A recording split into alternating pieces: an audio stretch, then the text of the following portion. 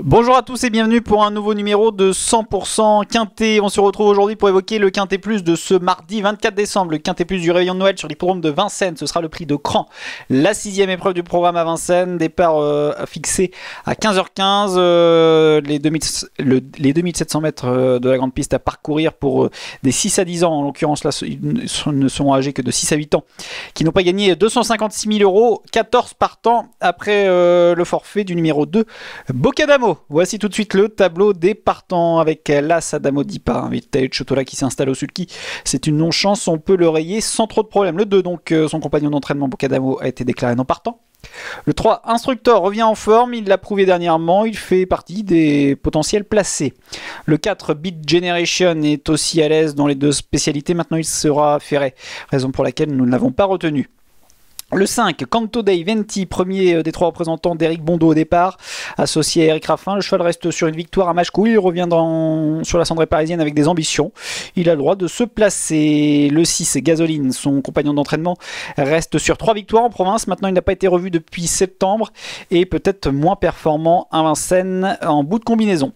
Le 7, Ipalio, un cheval brave, sérieux, qui a le droit d'accrocher une 4-5e place. Le 8, Cobra Killer Gare, autre pensionnaire d'Eric Bondo, ce sera le grandissime favori, il reste sur 7 succès consécutifs. Le 9, Gardon, avec Mihai Ionescu au sulky, on peut rayer des deux mains, il sera ferré, il faudra le revoir dans de meilleures circonstances. Le 10, Isofou Duchesne, sera l'un des concurrents en vue, le cheval sera déféré des 4 pieds cette fois-ci pour ce bel engagement. Le 11, Indigir, reste sur d'excellentes tentative, c'est une priorité, il doit avoir sa place sur le podium. Le 12, Yelto Dertals, premier atout de Thierry Duval-Destin au départ de ce rendez-vous, lui qui a rejoint les box de Thierry Duval-Destin il y a assez peu de temps. Il sera déféré des 4 pieds, ce qui est une première et peut jouer le trouble fait. Le 13, Hello Panam, a enchaîné les bons résultats tout au long de l'année, il est sur la montante, maintenant il y a de l'opposition, pourquoi pas tout de même pour une 4-5e place. Le 14, Olerolov, n'a pas été heureux au Croisé-la-Roche, puis a affronté un lot plus fort sur l'hippodrome de Vincennes dernièrement. Il est bien engagé, maintenant il est peut-être meilleur sur des profils plats en province ou sur l'herbe. Et puis en bas de tableau, le 15, Eros Zola, cheval qui a été disqualifié pour ses allures dernièrement, mais s'il reste dans la bonne cadence, il possède une chance régulière. Voilà, vous en savez plus sur ces 14 participants de ce prix de Cran. On passe tout de suite au papier de la course.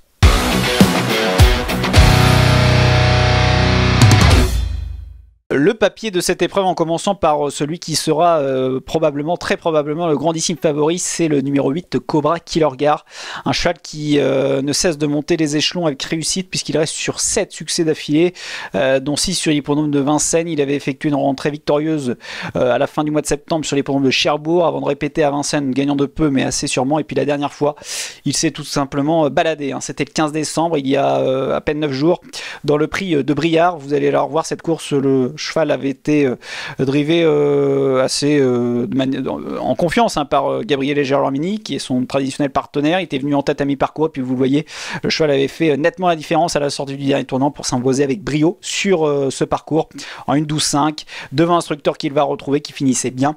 Cobra qui le regarde donc est certainement capable de poursuivre sa série victorieuse.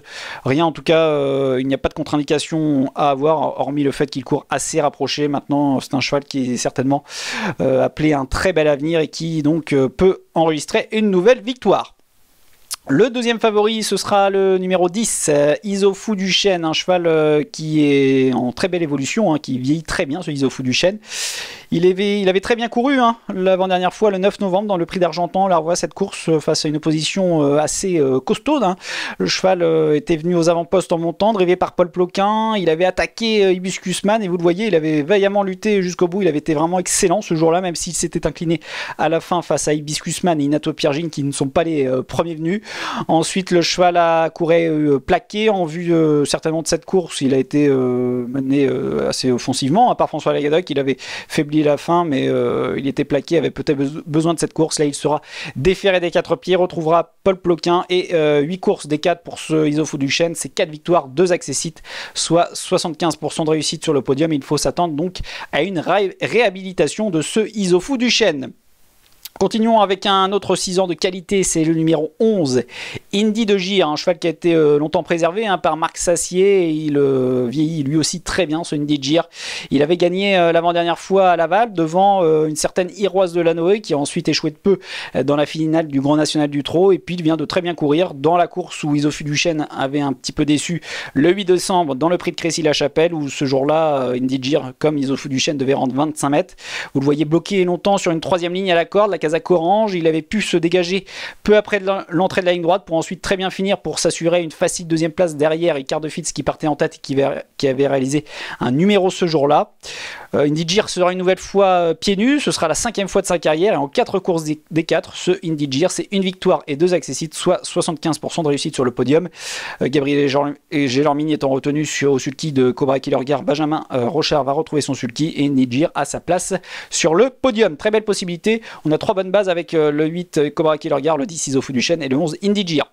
Continuons le papier avec le numéro 15 Eros Zola qui découvre un bel engagement au plafond du gain, un cheval qui avait fait parler de lui l'hiver dernier avec sous l'entraînement de Jean-Michel Bazir.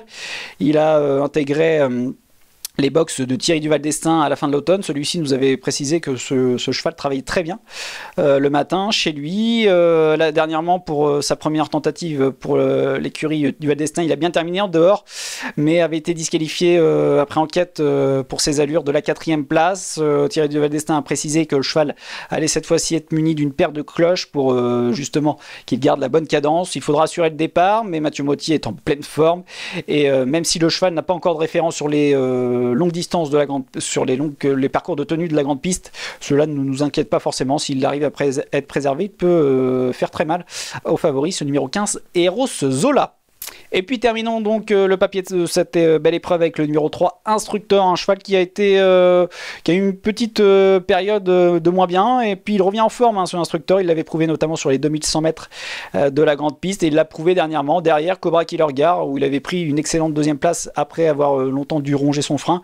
Une revanche paraît difficilement envisageable sur Cobra Killer Gare, mais Instructeur a les moyens de se placer à l'arrivée de ce Quintet Plus, d'autant qu'il apprécie ce parcours des 2700 mètres de la grande piste puisqu'en 9 courses sur ce parcours, ce Instructeur, c'est une victoire et 6 places, soit 78% de réussite à l'arrivée, de retour en force. Donc Instructeur peut confirmer et prendre une belle place. Voilà, c'en est fini pour le papier de ce joli Quintet Plus. On passe tout de suite à notre choix.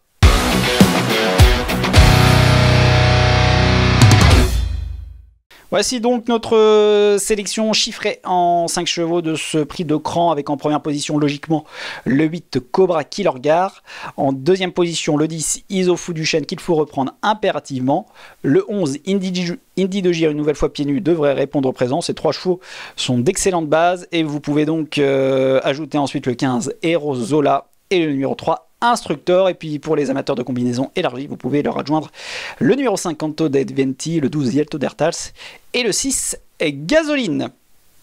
Programme riche de 10 courses ce mardi 24 décembre sur l'hippodrome de Vincennes. La réunion commence de bonne heure pour que les professionnels puissent repartir dans de bonnes conditions en fin d'après-midi et rejoindre leur famille pour passer un Noël agréable. Et donc 10 courses et nous vous conseillons le 513 Lady of Fort pour la gagne. Cette Lady of Fort qui va se présenter dans le prix de Belle-Île en milieu de programme. C'est une pouliche assez estimée par Christian Bijon qui avait rapporté ses 2 premières tentatives de belle manière. Après une rentrée sur l'hippodrome de Caen, elle avait pris une 2e place assez convaincante sur les 2700 mètres de la grande piste à Vincennes. Elle a ensuite galopé sur la petite piste, mais ce n'est peut-être pas son terrain de jeu favori. Elle avait toutefois travaillé de manière assez intéressante en retrait. Il faut la reprendre pour ce bel engagement. Normalement, la pointure d'un lot de ce genre et l'entraînement de Christian Bijon est en pleine forme avec David Thomas au sulky. Lady of Fort peut ouvrir son palmarès sur la piste de Vincennes. Voilà, c'en est fini pour ce nouveau numéro de 100% Quintet. Je vous rappelle que vous pouvez bien sûr vous abonner à notre chaîne YouTube, activer les notifications. N'oubliez pas également de suivre toute l'actualité épique sur notre site pariturf.com. Je vous souhaite d'ores et déjà un joyeux Noël et de bons jeux à tous. À bientôt!